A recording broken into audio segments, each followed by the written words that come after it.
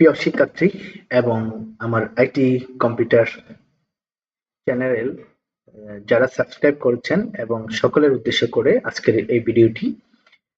আমাদের আজকের এই ভিডিওতে আমি যে বিষয়টা দেখাবো সেটা হচ্ছে যারা কম্পিউটার কিছু কিছু জানেন এবং যারা কম্পিউটার শিখবেন তাদের জন্য অত্যন্ত উপকারী, এবং যারা নতুন ল্যাপটপ ক্রয় করেছেন তাদের জন্য খুবই গুরুত্বপূর্ণ একটি ক্লাস।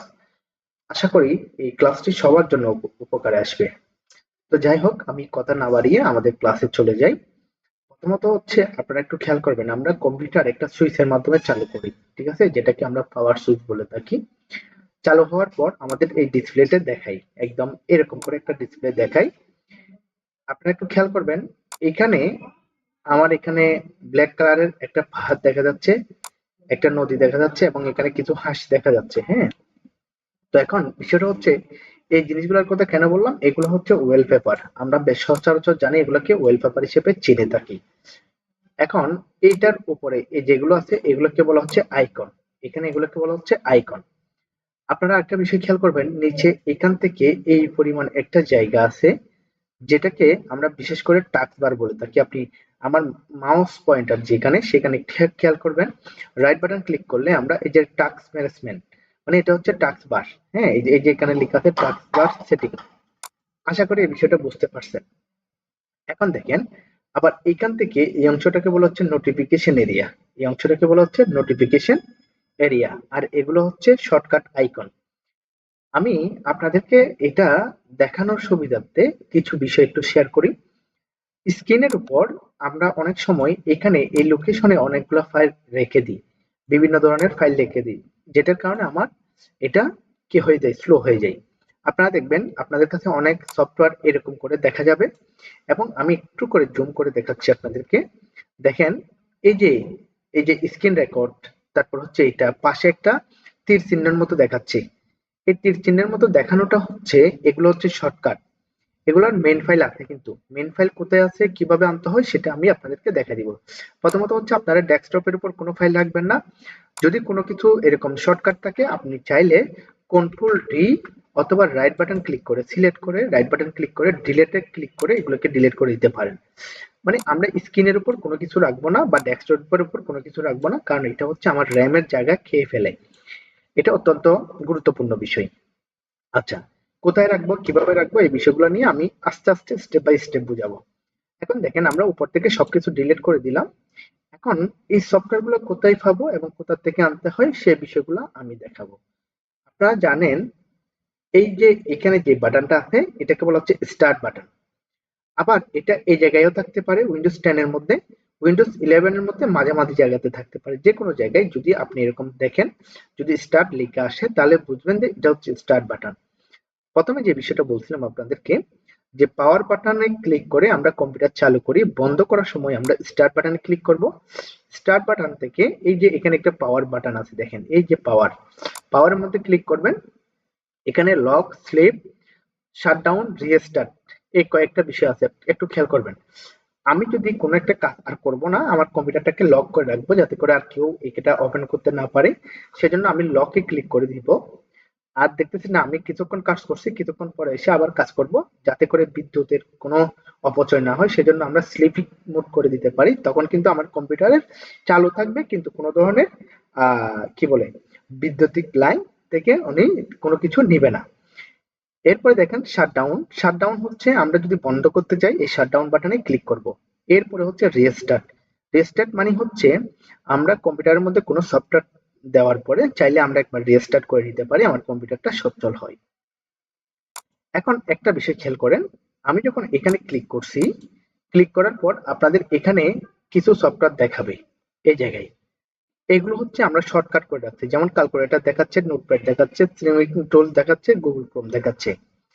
তো এগুলো কোথা থেকে আমরা এখানে শর্টকাট করি, এটা হচ্ছে অলে ক্লিক করলে আমাদের ইনস্টলকৃত সকল সফটওয়্যারগুলো এখানে দেখাই। তো যে যে সফটওয়্যারগুলো আমার সবচেয়ে বেশি প্রয়োজন হয়, যেমন অ্যাডব ইলাস্ট্রেটর সিসি 14 এই ভার্সনটা আমার প্রয়োজন হয়, আমি এটার উপর রাইট বাটন ক্লিক করে এই যে পিন টু স্টার্ট করে দিলাম। এরপরে আমি অ্যাডব ফটোশপ, এটাকেও সেম রাইট বাটন ক্লিক করে পিন টু স্টার্ট। আমি এখান থেকে একটু ব্যাকে যাই, আপনাদেরকে দেখাই, দেখেন এই যে এটা এখানে চলে আসছে। তার মানে আমি স্টার্ট বাটনে ক্লিক করার সাথে সাথে আমরা এই সফটওয়্যারগুলো পেয়ে যাব। এই সিস্টেমগুলো হচ্ছে সবগুলো কম্পিউটারের জন্য সেম। আপনার প্রয়োজন এই সফটওয়্যারগুলোকে এখানে নিয়ে আসার জন্য আপনি এটা ব্যবহার করবেন। আমি আরেকবার দেখাচ্ছি। এখানে গিয়ে আমি মাইক্রোসফট অফিসে যাই। মাইক্রোসফট অফিস এই যে ফোল্ডার, এটার ভিতরে যাই। এটার ভিতরে যাওয়ার পরে দেখেন ওয়ার্ড, আমি ওয়ার্ডটাকে প্রিন্ট টু স্টার্ট করে নিলাম, এক্সেলটাকে প্রিন্ট টু স্টার্ট করে নিলাম, পাওয়ার পয়েন্টটাকে প্রিন্ট টু স্টার্ট করে নিলাম। তো এখন কি দাঁড়াইলো, আমি এখান থেকে এখানে যখন যাই আমার সফটওয়্যারগুলো খুব সহজে আমি এখানে পেয়ে যাই। যে কোনো সফটওয়্যার আপনি যদি এখানে না পান, অলে ক্লিক করলে কিন্তু পেয়ে যাবেন। এভাবে করে আমরা শর্টকাট করতে পারি। আশা করি এই বিষয়টা আমরা বুঝতে পারছি।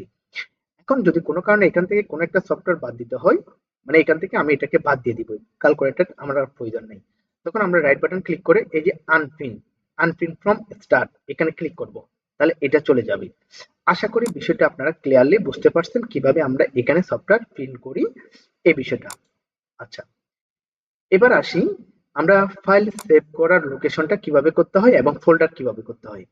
দেখেন আমি ডেস্কটপের উপর একটা ফোল্ডার করব। কিভাবে ফোল্ডারটা ক্রিয়েট করব, ডেস্কটপের যে কোনো একটা জায়গায়, যেমন এখানে রাইট বাটন ক্লিক করলে ফোল্ডার ক্রিয়েট করা যাবে না, এটার উপর রেখে রাইট বাটন ক্লিক করলে ফোল্ডার ক্রিয়েট করা যাবে না।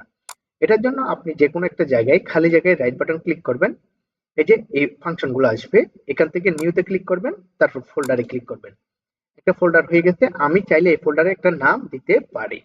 আমি এখানে আমার নাম শান্ত দিয়ে আমি ফোল্ডারটা করে নিলাম। এখন দেখেন আবার সেম একইভাবে আমি ফোল্ডার করতেছি। ফোল্ডার করার সময় এই ফোল্ডারে ক্লিক করছি, ক্লিক করার পরে আমি এখানে এই সিলেক্ট করা অবস্থায় না লিখে বাইরে ক্লিক করে ফেলছি, তাহলে এটার নাম আছে নিউ ফোল্ডার। এখন হচ্ছে এই ফোল্ডারটাকে যদি আমরা রিনেম করতে চাই, একটা নাম দিতে চাই, তাহলে যে কাজটা করতে হবে রাইট বাটন ক্লিক করে আমরা এখান থেকে, যদি আপনাদের উইন্ডোজ 11 হয় তাহলে শো মোর অপশনে ক্লিক করবেন, অথবা আদার্স অন্য কোনো কিছু হলে আপনারা এখানে রিনেম একটা অপশন পেয়ে যাবেন। যদি রিনেম অপশন না পান, শো মোরে ক্লিক করবেন, তখন দেখবেন এই যে রিনেম অপশনটা আসবে। রিনেম অপশনটা আসার পরে আপনি এটাকে চেঞ্জ করতে পারবেন। আমি সেম নামটা আবার দিচ্ছি, একটু খেয়াল করবেন। শান্ত নামের একটা ফোল্ডার আছে, আমি এখানে সেম আবার দিলাম, বাইরে ক্লিক করলাম। এখানে আমাকে বলতেছে এই নামের একটা ফোল্ডার অলরেডি আছে, আমি কি এই ফোল্ডারটাকে আবার সেম নাম দিব কিনা। আমি নো দিলাম, নিউ ফোল্ডার আবার চলে আসছে, আমি নাম লিখলাম শান্ত ওয়ান, এরপরে বাইরে ক্লিক করলাম। দেখেন একটা শান্ত নামের ফোল্ডার হয়েছে আর একটা শান্ত ওয়ান নামের ফোল্ডার হয়েছে। আশা করি ফোল্ডার করার বিষয়টা বুঝতে পারছেন।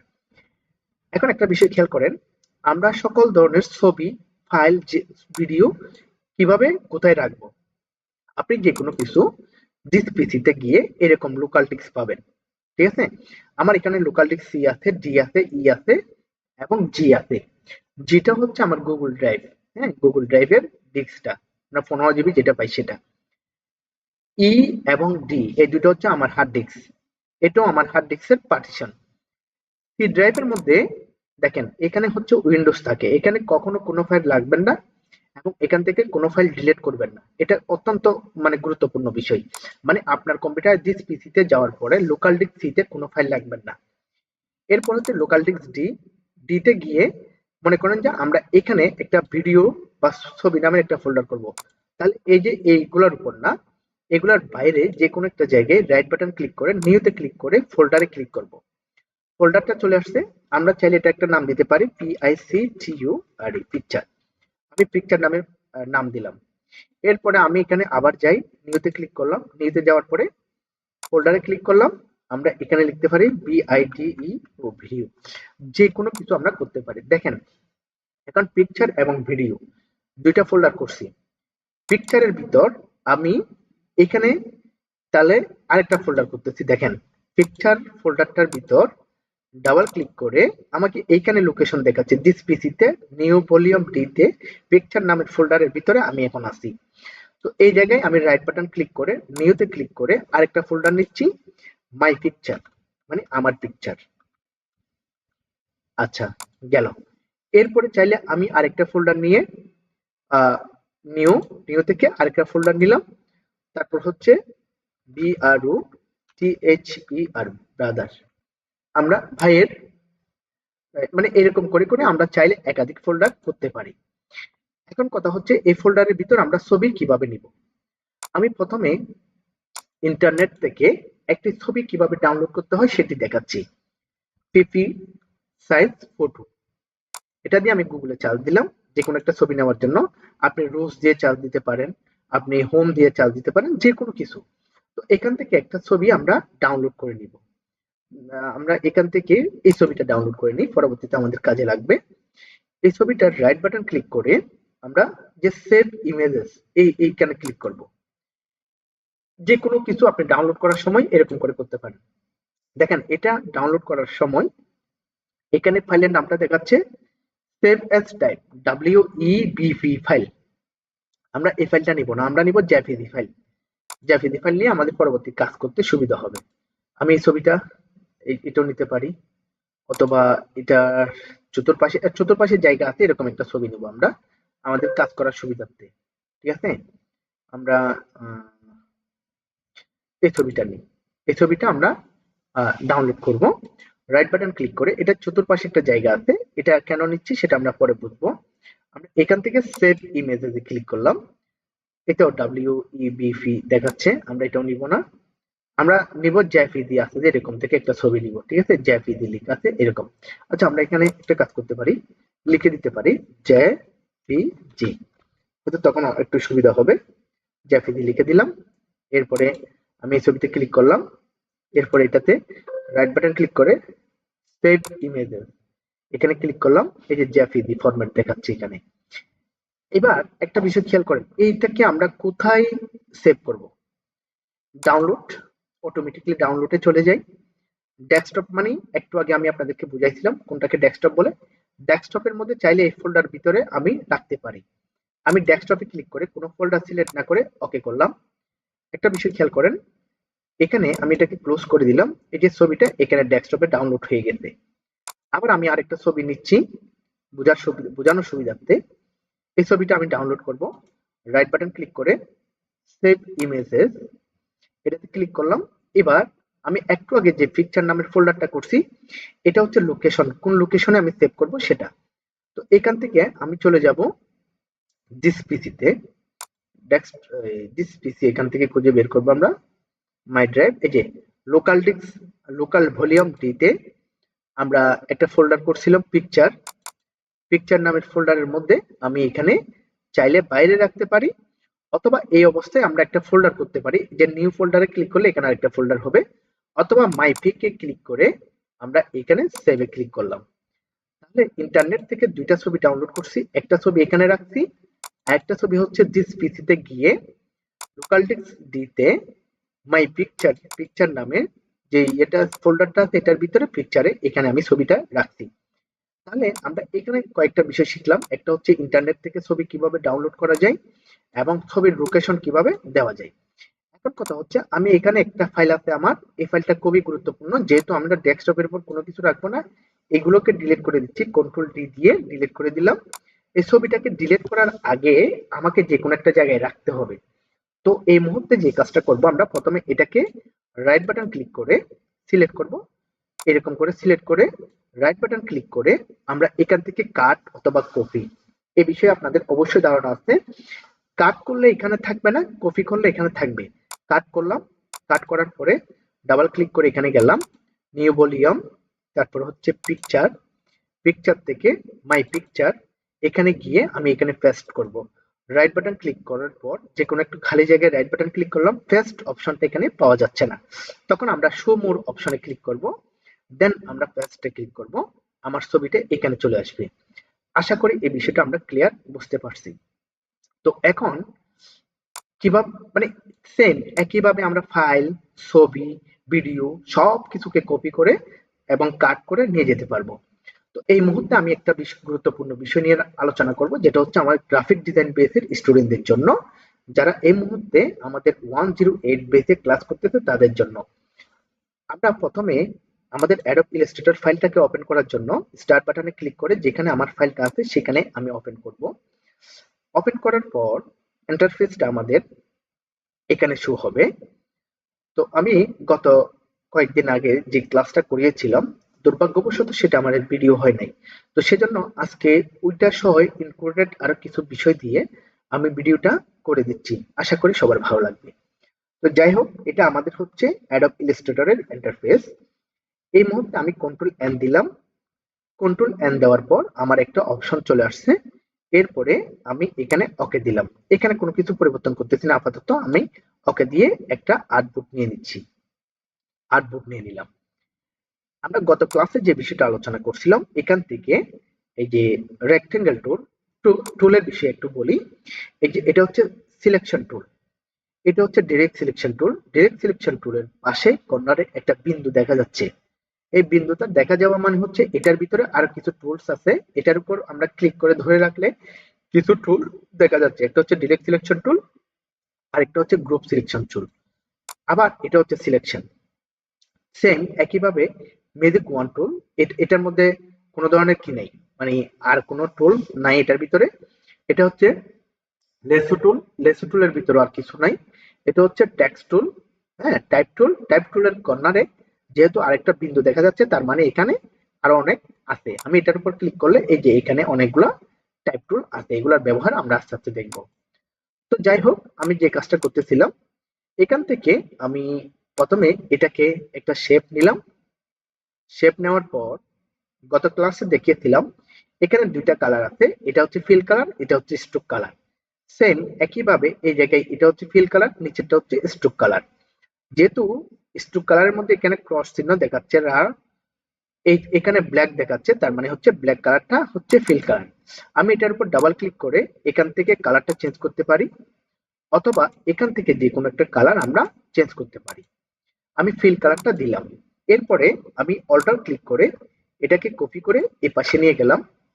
এটা কপি করার অনেকগুলো সিস্টেম আমি দেখিয়েছিলাম। এটা কপি করার জন্য একটু খেয়াল করবেন, আমি রাইট বাটন ক্লিক করে এডিটে ক্লিক করে, কপিতে ক্লিক করে, এডিটে ক্লিক করে, পেস্টে ক্লিক করে আরেকটা পেস্ট হয়ে যায় এটা। অথবা এটাতে কন্ট্রোল সি দিয়ে কপি করলাম, কন্ট্রোল ভি দিলে আবার এটা পেস্ট হয়ে এখানে চলে আসছে। আবার আরেকটা বিষয় দেখেন, কন্ট্রোল সি দিয়ে কপি করলাম, কন্ট্রোল এফ মানে ফন্টে কপি। আমি এখানে কালারটা চেঞ্জ করে দিই, কন্ট্রোল সি কন্ট্রোল এফ মানে এটাকে সিলেক্ট করলাম, কন্ট্রোল সি দিলাম, কন্ট্রোল এফ দিলাম। আমি এখান থেকে কালারটা চেঞ্জ করি, তার মানে এটা আলাদা একটা চলে আসছে। এরপর আমরা এখান থেকে রাউন্ড রেক্টেঙ্গেল টুল নিব। এখানে একটু চেপে ধরলে এই যে রাউন্ড রেক্টেঙ্গেল টুল, এটাকে নিলাম। নেওয়ার পর এটা রাউন্ডটা তেমন বেশি নাই, একটু খেয়াল করেন, রাউন্ডটা তেমন বেশি নাই, অল্প রাউন্ড আছে একটু একটু করে এই কর্নারে। তো আমরা একটু বাড়াইতে চাইলে ডিরেক্ট সিলেকশন টুলে ক্লিক করব। ক্লিক করার পর এই যে এখানে নিয়ে যাওয়ার পরে দেখেন বিন্দু বরাবর নিয়ে গেছি, আর চারপাশে বিন্দুটা দেখা যাচ্ছে। আমি এখান থেকে যতটুকু নিচের দিকে টানবো ততটুকু রাউন্ড হবে। আশা করি এটা আমরা বুঝতে পারছি। এরপরে আমরা একটা গোল বৃত্ত নিব। এখান থেকে ইলিপস টুলটা নিয়ে আমি এখানে ড্র করলাম।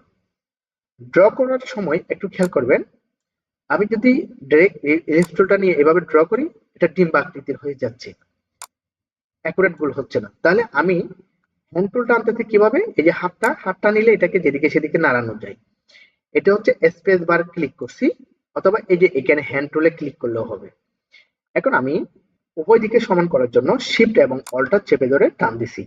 শিফট এবং অল্টার চেপে ধরে টান দিলে এটা উভয় দিকে সমান হবে গোলবৃত্তটা। আশা করি এই জিনিসটা আমরা বুঝতে পারছি। যাই হোক, এটার ভিতরে আরো অনেকগুলো বিষয় আছে, আমরা আস্তে আস্তে দেখবো। এগুলো পরিগণ টুল আছে, স্টার টুল আছে, হ্যাঁ, তো এগুলো আমরা আস্তে আস্তে দেখবো।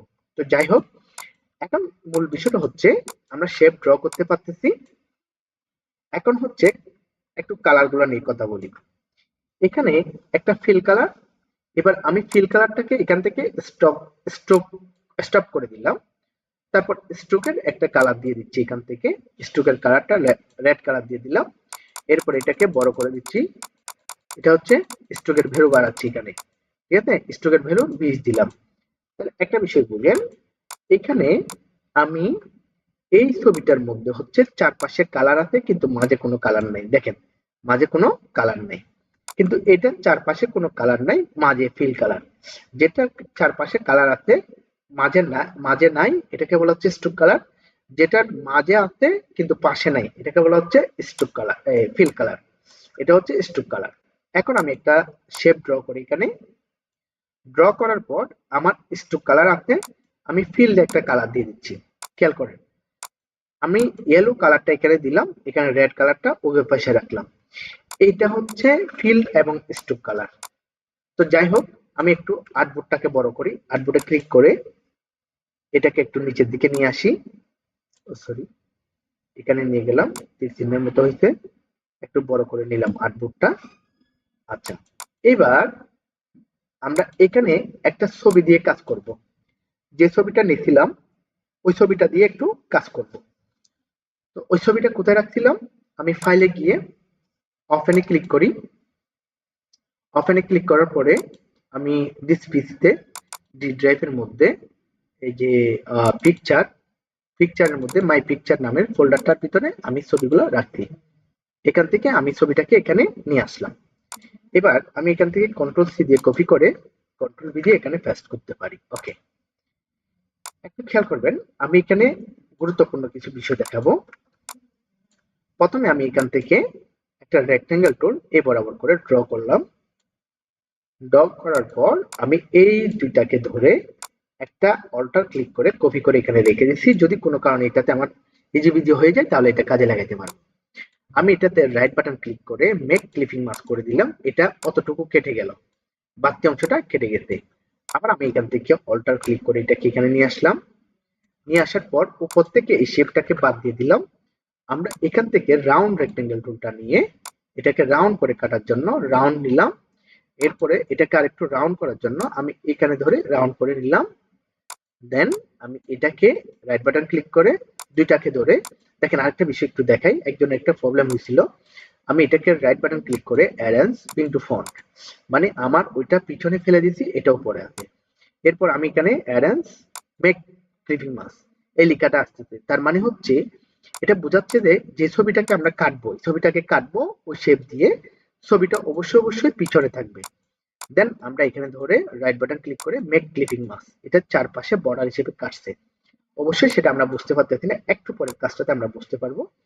এরপর আমি এটাকে আবার এখানে আরেকটা নিয়ে আসলাম, উপরেরটা ডিলিট করে দিলাম।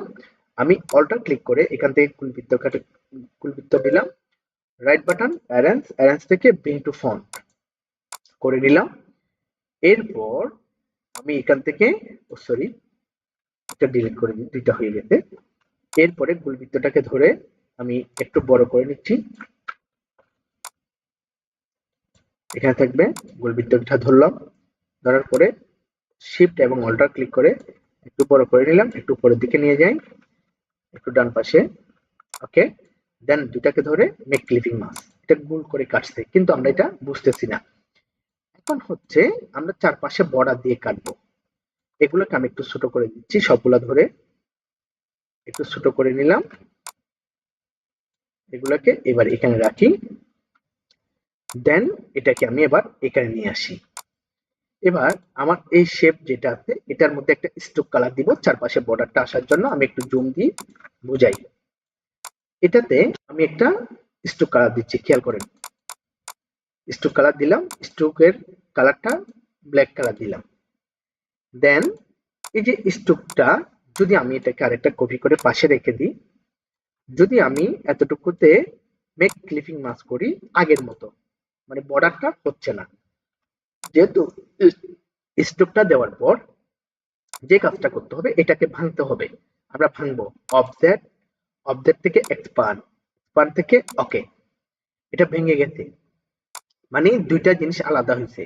ব্ল্যাক কালারের যে চারপাশে বর্ডারটা আছে এটা আলাদা, শেপটা আলাদা।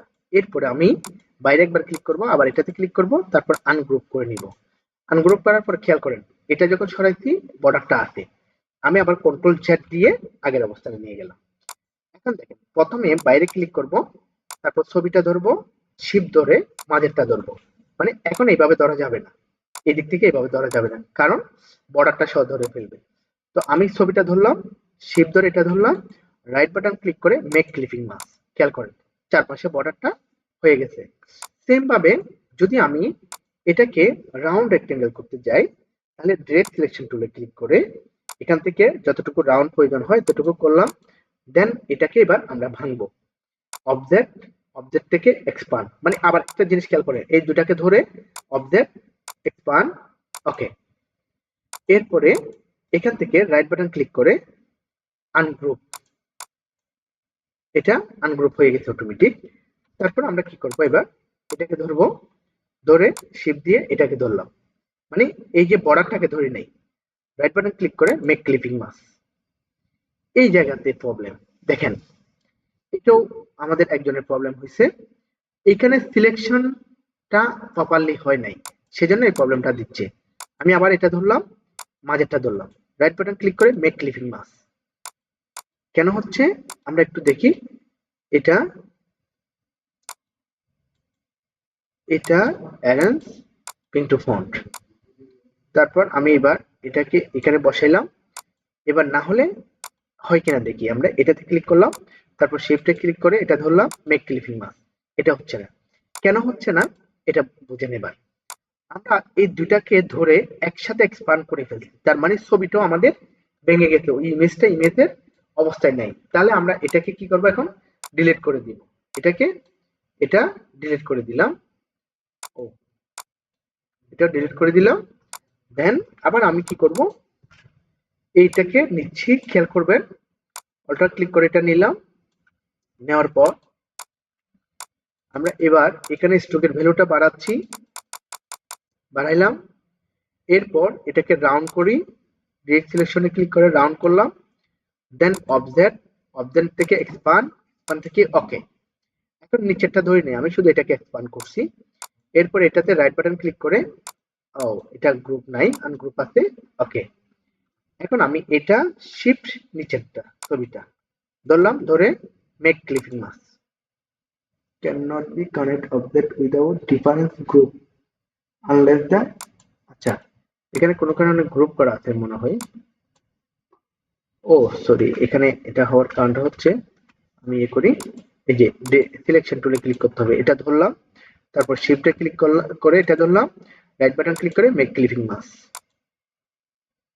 এটা একবার ভাঙা হয়েছে মেবি, না হয় এরকম হচ্ছে কেন দেখি, আমি আরেকটু ট্রাই করে দেখি।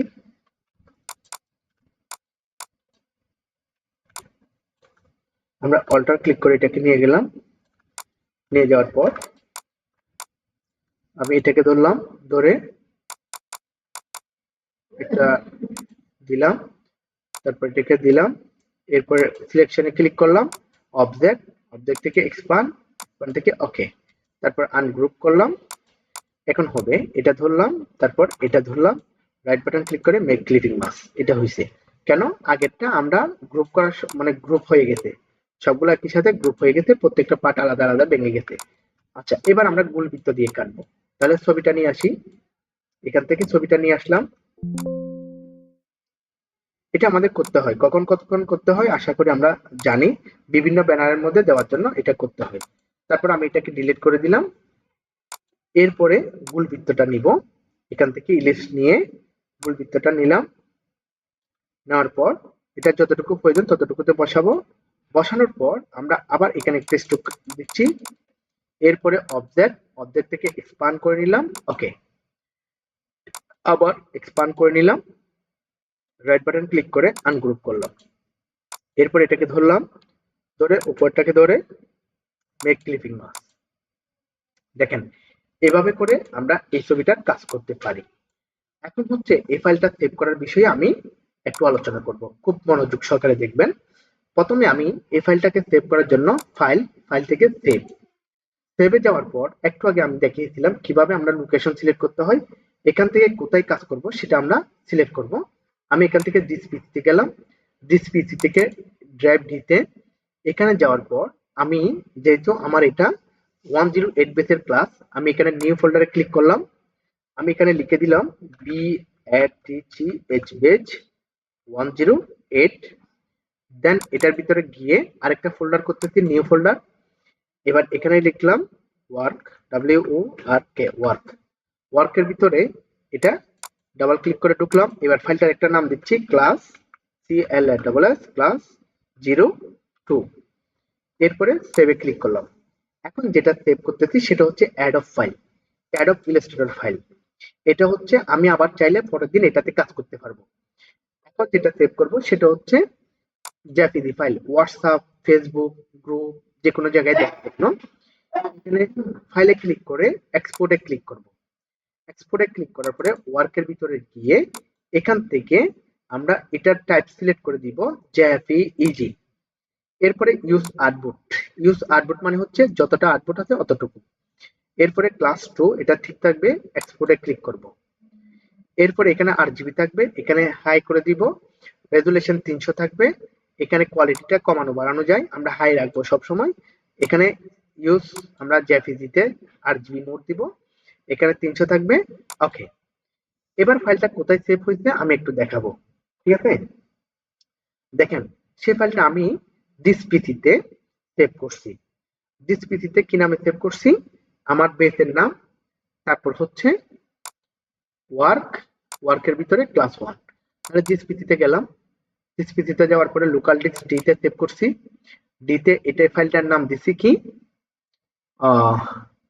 প্রথমে হচ্ছে ক্লাস, এই যে বেস 108, তারপর হচ্ছে ওয়ার্ক, ওয়ার্কের ভিতরে এই যে জেপিজি ফাইলটা, এটা আমরা সেভ করছি। এখন যে কোনো জায়গায় আমরা এই ফাইলটাকে দিব। আবার যদি আমাদের আবার নতুন করে কাজ করতে হয়, চাইলে ওই ফাইলটার মধ্যে আমরা এই যে এআই ফাইলের যে ফাইলটা আছে এটা, এটাতে আমরা কাজ করতে পারবো। এটা হচ্ছে জেপিজি ফাইল, এটা হচ্ছে এআই ফাইল। এটা আমরা ফেসবুক, হোয়াটসঅ্যাপ যে কোনো জায়গায় আমাদের যেটা ওয়ার্কগুলো জমা দিতে হয় আমাদের একটা গ্রুপে, আমরা চাইলে এটা দিতে পারি। তো যাই হোক, আশা করি আমরা ক্লাসটি খুব ভালোভাবে বুঝতে পারছি। যারা আমরা ক্লাস বুঝি নাই এর আগে একটু খুব গুরুত্ব সহকারে ক্লাসটা দেখবো, একবার না হয় বারবার দেখবো, তাহলে আমরা ক্লাসটি খুব ভালোভাবে বুঝতে পারবো। তো আজকের ক্লাসটি এতটুকুতে শেষ করলাম। প্রত্যেকটা বিষয় আপনারা কয়েকবার দেখবেন, ইনশাল্লাহ ভালো ফিডব্যাক পাবেন। যারা ল্যাপটপ নাও নাই তারা ল্যাপটপ নিয়ে নিবা, যারা ল্যাপটপ নিছো তাহলে প্র্যাকটিস শুরু করে এবং আমাদের গ্রুপে কাজ জমা দিতে পারো। ঠিক আছে, তাহলে সবাইকে ধন্যবাদ। আসসালামু আলাইকুম।